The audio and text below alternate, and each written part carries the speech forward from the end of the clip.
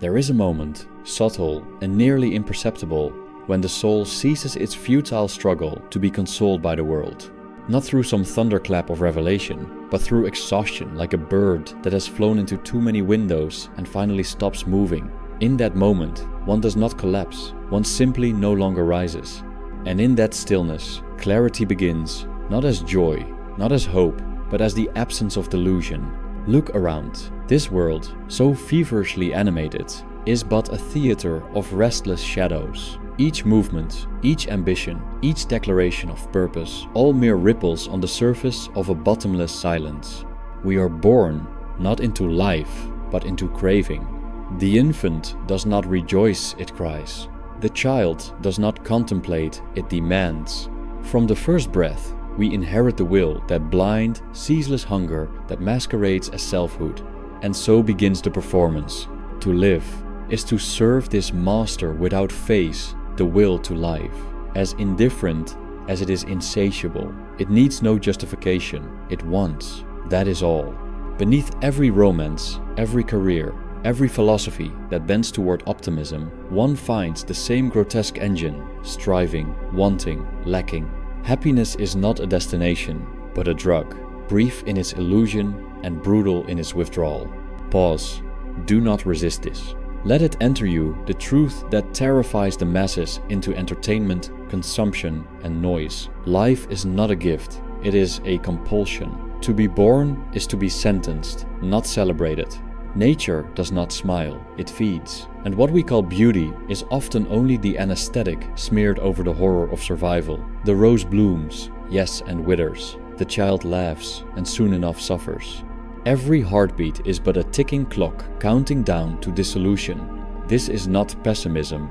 This is perception without ornament. A soul unafraid to gaze directly at the architecture of existence sees that suffering is not the exception, it is the rule. Not a flaw, but the framework. To desire anything is to confess one's emptiness. And every fulfillment, when unmasked, reveals only the next craving disguised as progress.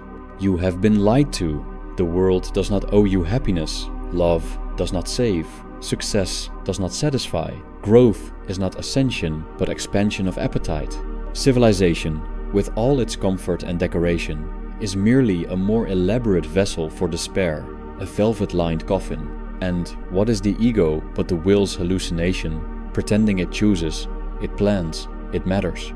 Listen to the quiet beyond ambition. Can you hear it? That is not death, it is truth, unclothed. Every great sadness you have felt, every betrayal, every loneliness, they are not errors.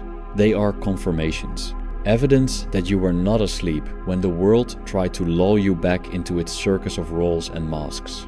We are ghosts, pretending to be solid. Flesh is not permanence, it is delay. Every smile fades, every body rots, every empire crumbles. And still, we chase.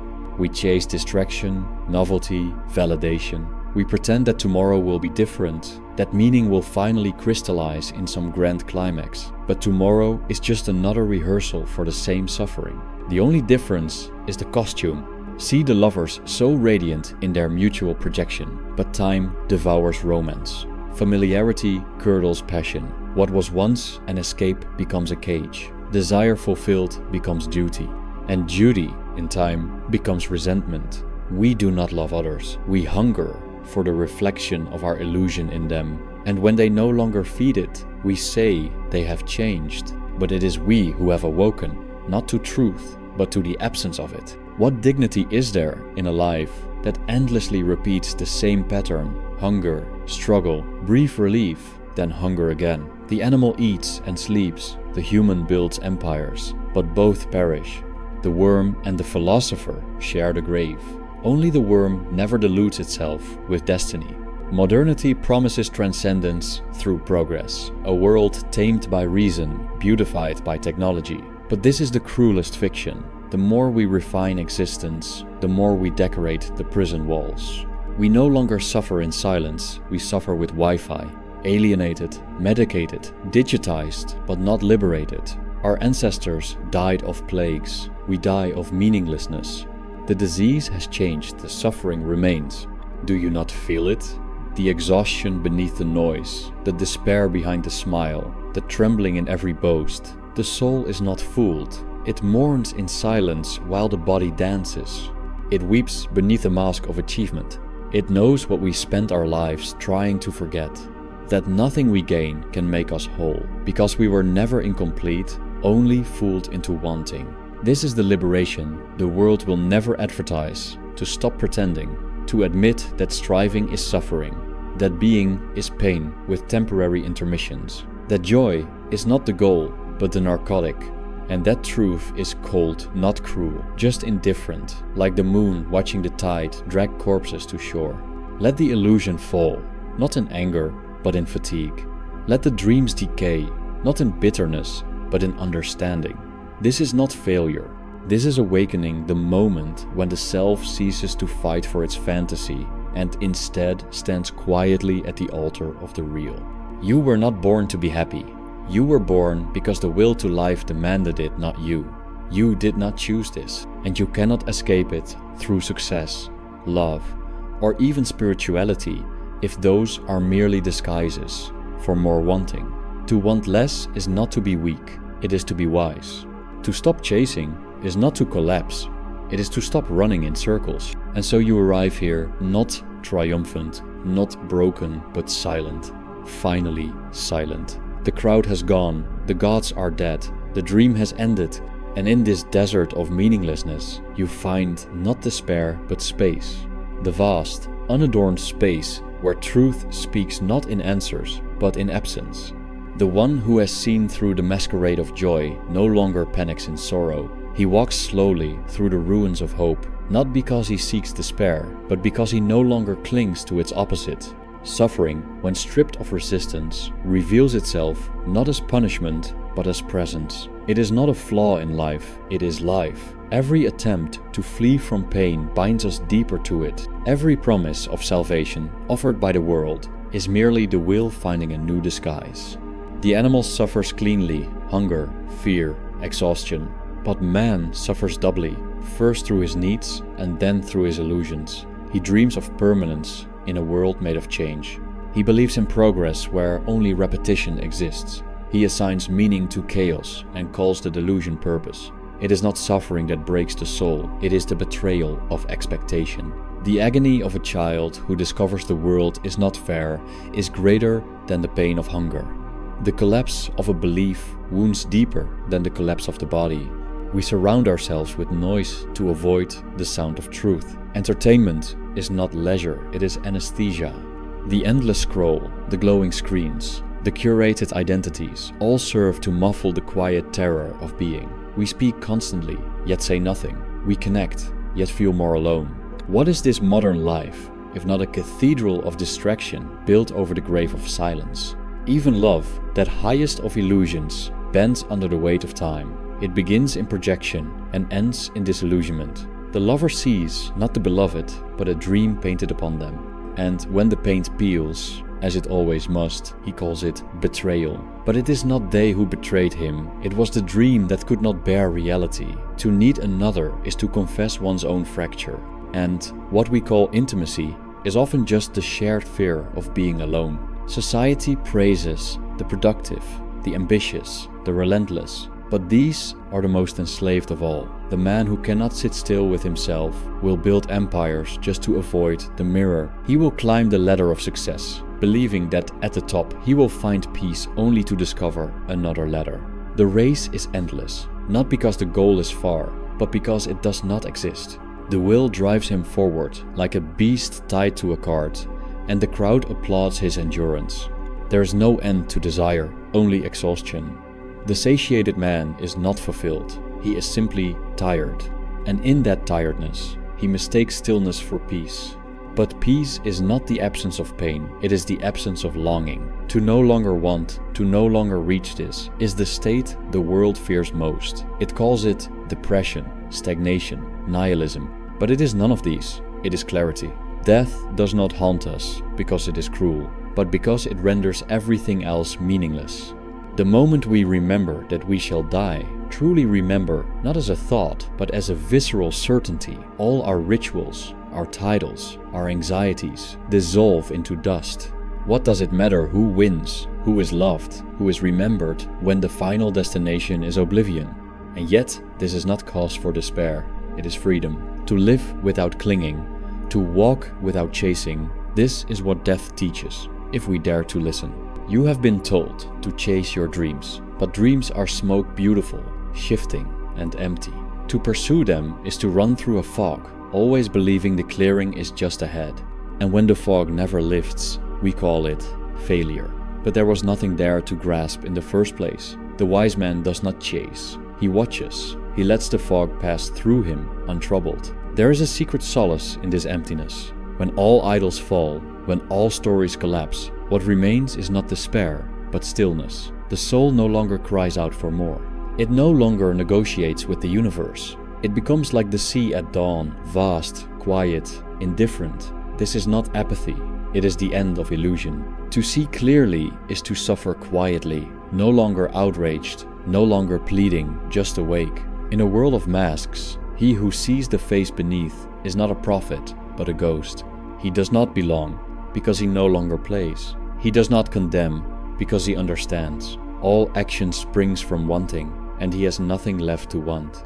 The path is not upward, it is inward, and not towards some hidden self of greatness, but toward the recognition that the self itself is a story.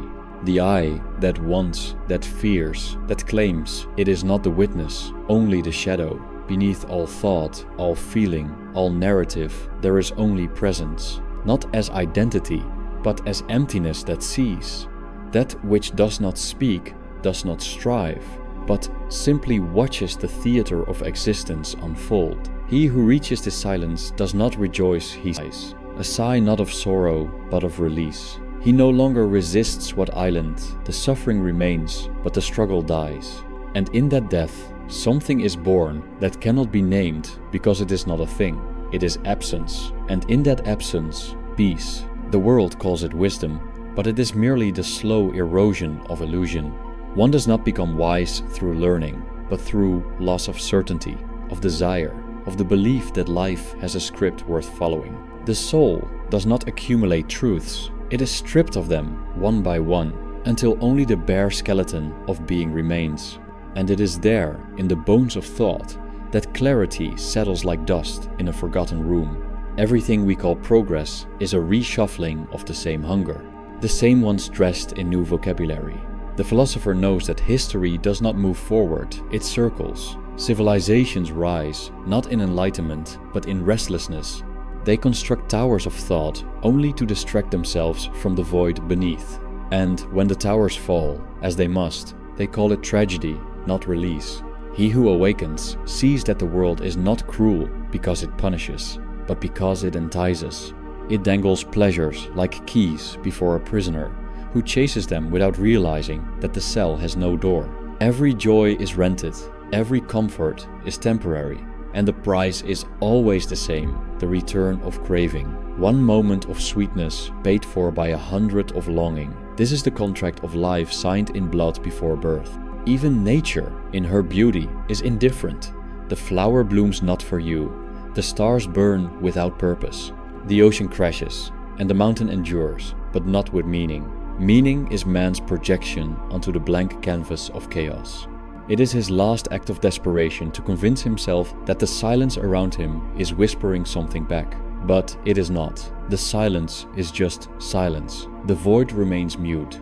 And yet, the one who truly sees does not despair. He does not need to feel the emptiness, because he no longer fears it. He sits within it like a monk in the ruins. The world has fallen, and he does not rebuild. He watches the wind move through the wreckage. He watches, and that is enough. Not because it satisfies, but because he no longer demands satisfaction. To detach is not to renounce, but to cease pretending. To walk among things without reaching. To experience without possession. To live as if already gone. The wise do not reject pleasure. They simply no longer confuse it with salvation. They drink the wine, but do not chase the bottle. They weep, but do not curse the tears. Everything is permitted, nothing is clung to. This is what the crowd cannot understand. They see the detachment of the awakened as sadness, But it is not sadness, it is the absence of delusion. The detached man does not smile more, nor does he cry less. He simply no longer believes that his emotions reflect truth. He sees them as weather, momentary, changing, beautiful in their impermanence. And like the sky, he remains untouched. What we call personality is merely the will's disguise. Temperament is just the form through which suffering expresses itself. The extrovert flees through others. The introvert flees others through the self. But both are prisoners. Both orbit the same core, the restless ache of being. No matter how refined the mask, the eyes betray the truth. You can see it if you look the flicker of desperation behind every smile, the quiet terror in every boast. The child is not innocent. The child is unconscious. He suffers, but does not yet know it. And when he laughs, it is not because he is free, but because he is blind. The adult suffers in awareness and calls it stress, disappointment, regret. But beneath the names is the same old wound, the will that bites the hand that feeds it. To live is to bleed quietly, continuously, elegantly, if one is lucky. And so the sage walks alone, not in isolation, but in solitude. The difference is not in distance from others, but in distance from expectation. He no longer seeks a witness. He no longer needs the world to validate his silence. He speaks when the wind listens, and is silent when the stars blink. His language is not made of words, but a resignation not of defeat, but of deep understanding, that the world will not change, because it cannot, because it is not broken, only blind. Religion, philosophy, art, all these are the soul's final dances before surrender.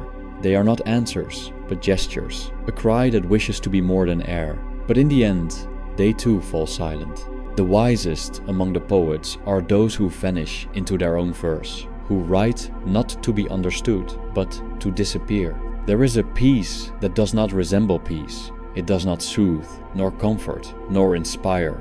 It is the peace of stone, of dusk, of the ocean floor. It is the peace that comes when there is nothing left to want, nothing left to become, nothing left to defend.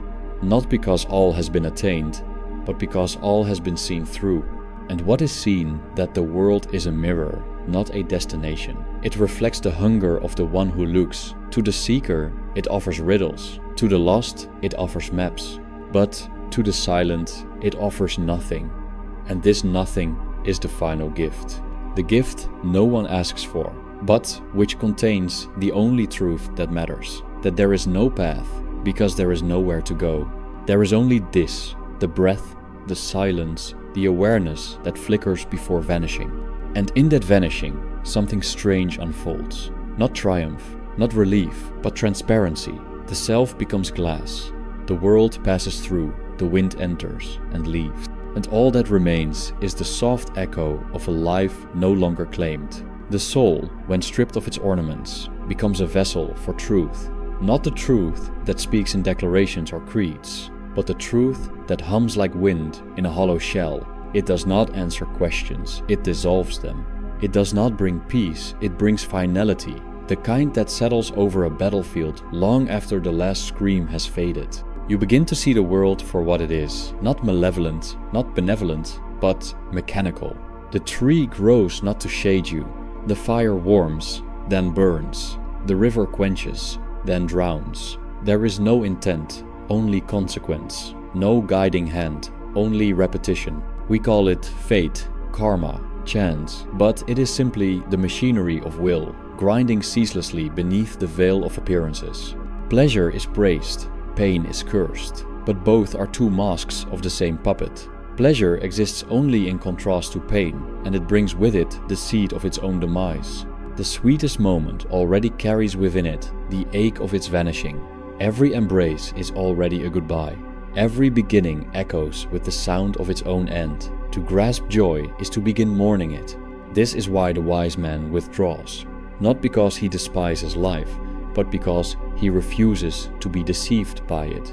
He walks among men as a phantom, touching nothing, seeking nothing, not because he is cold, but because he burns too clearly. He knows that to want is to wound. He knows that every attachment is a thread back into the labyrinth of pain, and so he unravels himself. Modern man calls this emptiness. But what he names as emptiness is simply the absence of distraction. Take away his diversions, and he meets himself, and he is horrified. Not because he is evil, but because he is nothing. A swirling of urges, a cacophony of borrowed thoughts, a phantom chasing shadows. Strip away the narrative, and the self evaporates. Yet, in that evaporation, something deeper stirs. Not a new identity, but a stillness, a presence that watches without reacting. It does not name, it does not judge, it does not strive. It simply sees. This seeing is not a function of the mind, but a dissolution of it. It is what remains when the mirror no longer reflects, but absorbs. Language begins to falter here. Words were built for desire, for naming, for claiming, for directing. But here, there is nothing to name, nothing to claim, nowhere to direct. The silence is not empty, it is full beyond containment. It holds all pain, all joy, all memory, and reduces them to dust. This is not peace, it is obliteration. What is the ego, if not a scream against this truth? It shouts, it builds, it believes, it writes histories and scriptures, it invents morality and purpose. But always, beneath the shouting, is the sound of time grinding, erasing, reclaiming. The ego cannot survive the acknowledgement of impermanence. It must pretend, it must lie, it must keep moving, or it will hear the silence calling it home. And yet, the one who stops, truly stops, is not destroyed. He is revealed, not as a self, not as a story, but as a flicker, a single flame on the altar of the void. He no longer identifies with the flame. He watches it burn, watches it flicker, watches it go out. And in that going out, he is free. This is the truth modernity cannot tolerate. That meaning is not inherent, that nothing is owed, that no one is coming. The technologies grow more complex, but the ache remains. The cities rise, but the loneliness deepens. The comforts multiply, but the soul shrinks. Because the soul cannot be fed with illusions. It feeds on silence, on emptiness, on surrender. To live awake is to suffer with grace. Not because suffering ennobles, but because it clarifies. It peels away the nonsense. It makes bare the essentials. It leaves you with nothing, and in that nothing you find the only thing that cannot be taken. You walk into the night not seeking light, but because you no longer fear the dark. The stars are not guides, they are reminders. That even in vast emptiness, something endures, not as hope, not as promise, but as presence. Cold, distant, ungraspable, yet there. And so the soul moves from illusion to stillness, from demand to resignation, from noise to quiet. Not to escape the world, but to no longer be fooled by it. The world still turns, people still dance, lovers still whisper, but you sit beneath the tree that sheds its leaves and do not mourn their fall. There is no enlightenment, only the death of delusion. There is no salvation, only the end of striving. There is no triumph, only the absence of need. You are not healed, you are unbound. And in that unbinding, you dissolve like salt in the sea, neither exalted nor forgotten, just returned. The descent continues, if you are willing. The light dims, but the silence deepens. What is left when all images fade? When the mirror no longer reflects, and the names carved into memory crumble like dust in an indifferent wind? There is no revelation, only release. The unraveling of the thread called I, until it no longer resists the pool of formlessness. Not a falling, but a ceasing to climb. The soul, no longer tethered to identity, drifts like a feather through still air. It touches nothing, but brushes against all. It sees the world not as spectacle, not as trap, but as smoke, beautiful in its movement, but incapable of permanence. This smoke once shaped your desires, your ambitions, your grief. Now it moves through you and finds nothing to cling to. The body continues, breathes, walks, ages. But there is no one left inside, demanding that it matter. Hunger comes and is met. Pain arrives and is endured. But nothing is amplified by wanting. Nothing is colored by fear. You suffer still, but it no longer defines you. The sting of existence becomes background to a deeper quiet, the quiet of no longer needing it to be otherwise. You hear laughter on the wind, a child crying in the dark, the low hum of commerce and construction, all the echoes of a species still enthralled. You no longer judge it, you no longer pity it. You simply know that it will continue until it collapses, as all things do. Every city is a ruin in waiting, every name a future whisper, every future a repetition. There are no secrets, only that which we pretend not to see, the futility of gain, the agony of time, the circularity of all purpose. Once seen, it cannot be unseen. But it also does not demand despair. It asks for nothing, it does not speak. It waits, like a mountain waits, for the wind to stop naming its peaks. You begin to love the silence, not as comfort, not as refuge, but as truth, the only presence that does not deceive. It sits with you like an old friend who has no need to fill the space. It allows everything to rise and fall, thought, feeling, memory, breath, and never clings to any of it. In silence, nothing is missing because nothing is required. This is not transcendence. There is no ascent, no radiant unveiling, no kingdom at the end of the road. There is only this: stillness in motion, emptiness alive. You walk through a world unchanged, but your steps no longer reach for ground. You are carried, not forward, but inward, deeper into the awareness that there is nowhere else to go. Let others chase, let them build, acquire, perform. Their path is not wrong. It is simply not yours anymore. You have touched the bottom of the well and found no water, only the echo of your own descent. That echo becomes your song. You do not sing it, it sings you. One day the body will fail, breath will end, the senses will dissolve like morning frost. But you, or rather what was never truly, you will not panic. It will recognize the return, not to source, not to divinity, but to non-need, to absence. The only state not followed by its opposite. And that final breath will not be a gasp, it will be a sigh. Not of regret, not of hope, but of completion. The wheel has turned, and you are no longer the spoke. The flame has flickered, and you are no longer the warmth. What remains is not even stillness, it is the absence of waiting for stillness. You were not here to conquer, to triumph, to be remembered. You were here to witness the veil, and to let it fall without flinching. Now the veil has fallen, and there is nothing behind it, and that at last is enough.